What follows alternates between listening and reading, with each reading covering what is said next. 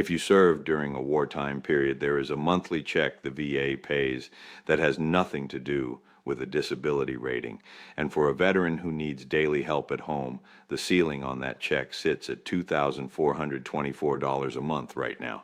It asks for no percentage and no service-connected injury at all. A veteran who came home without a scratch and a veteran sitting at 30% can both qualify for the very same program because the VA is not looking at your body when it decides this one. It looks at your dates and then it looks at your money. The reason a significant number of veterans who could be drawing this check never file has almost nothing to do with whether they qualify, and almost everything to do with one number they got wrong before they ever picked up the phone.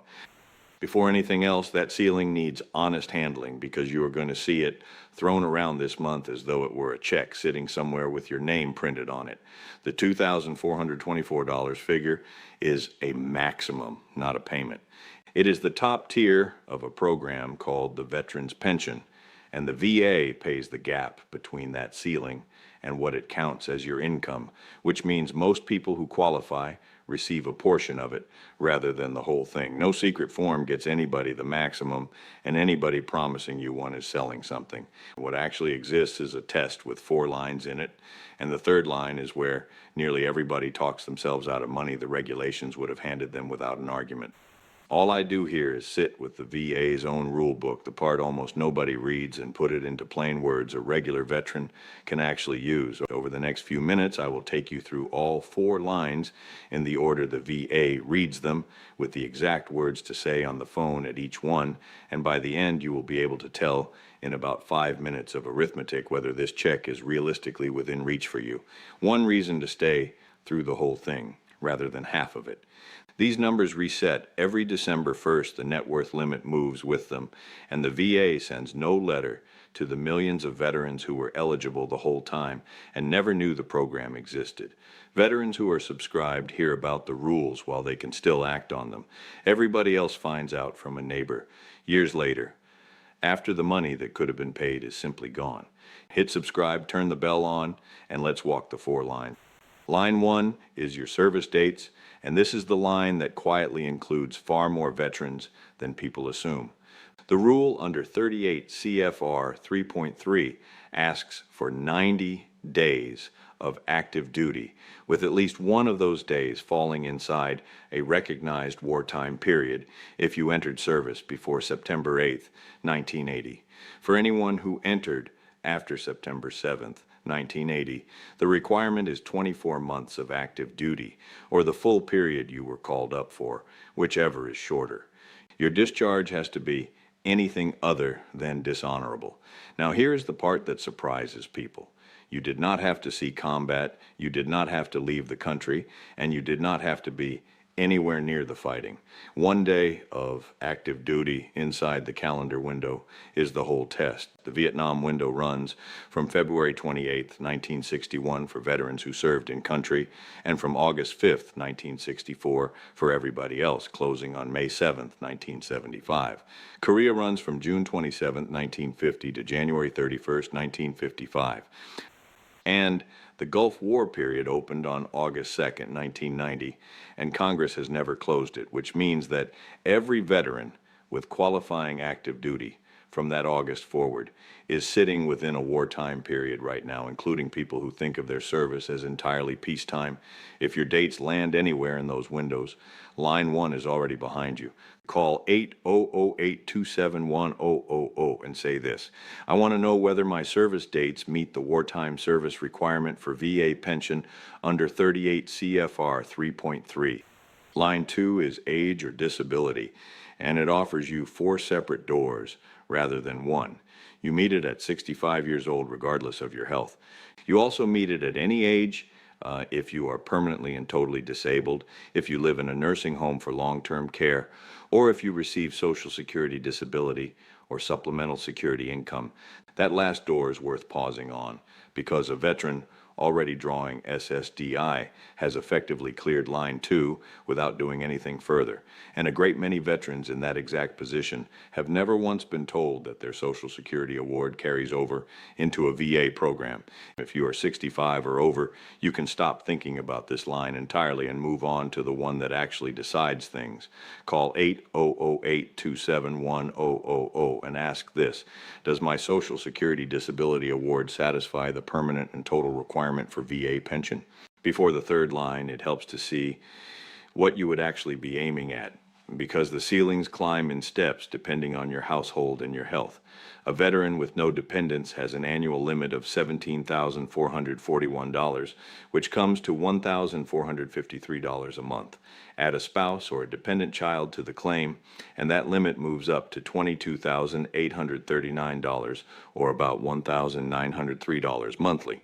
A veteran who is housebound sits at $21,313, and where you need the regular aid of another person just to get through an ordinary day, the aid and attendance tier lifts the limit to $29,093 a year, which is the $2,424 a month I opened this video with, and $34,488 for a married veteran at that same level of need, working out to $2,874 monthly. Every one of those figures took a 2.8% cost of living increase on December 1st and holds until the end of November. Line 3 is income, and this is where the money is won or lost. Almost every veteran who dismisses this program does it right here in about 4 seconds by thinking of the number on their Social Security statement and deciding it is too high. The problem with that 4-second decision is that the VA does not count your income the way you count your income. What the regulation looks at is something called countable income, and 38 CFR 3.272 lets you subtract your unreimbursed medical expenses from your gross income before any comparison happens. Only the portion above 5% of your annual limit is deductible, which comes to $872 for a veteran with no dependents and $1,141 for a veteran with one, and everything past that floor comes straight off the top of what the VA counts. Look at what that does in practice. Take a veteran of 72 with $15,000 a year in Social Security and no dependents. His annual limit is $17,441. So on the raw arithmetic, the VA would pay him the difference, $2,441 for the year, which works out to about $203 a month, and is exactly the sort of number that makes a man decide the paperwork is not worth his afternoon. Now give that same veteran $8,000 a year in medical costs he pays out of his own pocket, which for anyone managing a few conditions in their 70s is an ordinary year rather than a catastrophic one. Subtract the $872 floor, and $7,128 of that becomes deductible, dropping his countable income from $15,000 down to $7,872. The VA now pays the gap between $17,441 and $7,872, which is $9,569 for the year, or roughly $797 a month. Same man, same service, same Social Security. One version of him reported his medical expenses and one version did not, and the difference between them is close to $600 every month for the rest of his life. The expenses that count are wider than most veterans expect. The Medicare premium taken out of your Social Security before it ever reaches your account counts. Supplemental insurance premiums count, prescriptions count, hearing aids and dentures and eyeglasses count, and so does what you pay a home health aide, an assisted living facility, or a nursing home. Even the mileage driving yourself to medical appointments can be counted. VA Form 2 1P-8416 is the medical expense report where all of this gets written down, and recurring costs can be reported so they carry forward rather than being retyped every year. If your household is spending real money on health care, there is a genuine chance your countable income for VA purposes is far lower than the figure in your head. Find a free accredited representative through va.gov and ask this: can you help me total my unreimbursed medical expenses on VA Form 2 1P-8416 before I file my pension claim on 2 1P-527E? Two of you watching are having the same two thoughts right now, so let me take them in turn. The first of you applied for this years ago and got turned down on income and has quietly filed the whole thing under settled. Bear in mind that the rules on net worth and medical expenses were rewritten on October 18th, 2018. Your own medical costs have almost certainly grown since whenever you applied, and nothing stops you from filing a fresh claim on 21P-527EZ today with the expense sheet attached this time. The second of you is in your 70s and wondering whether the paperwork is worth the trouble at this stage. This is a monthly payment that continues for as long as you meet the rules. It is not taxed by the IRS, and eligibility for it can open doors on the healthcare side as well, so the arithmetic on whether it is worth an afternoon usually answers itself. Line 4 is net worth, and it is the hardest of the four because it has no flexibility in it whatsoever. From December 1st, 2025 through November 30th, 2026, the limit under 38 CFR 3.274 is $163,699, and that figure combines your assets with your annual income and with your spouse's as well if you are married. Your primary home does not count toward it. One vehicle does not count, and neither do your household furnishings or personal belongings. What does count is savings, investments, a second property, and land you are holding. Go a single dollar over the line and the claim is denied outright with no partial award and no rounding in your favor. There is a second half of this line that has cost people badly. Under 38 CFR 3.276, the VA looks back 36 months at any assets you transferred for less than fair market value, and if it finds them, it calculates a penalty period at $2,874 a month, during which nothing is payable. Signing the family land over to your son the month before you file is precisely the move that triggers it. If your net worth is anywhere near that line, that is a conversation to have with an accredited representative before you sign anything at all.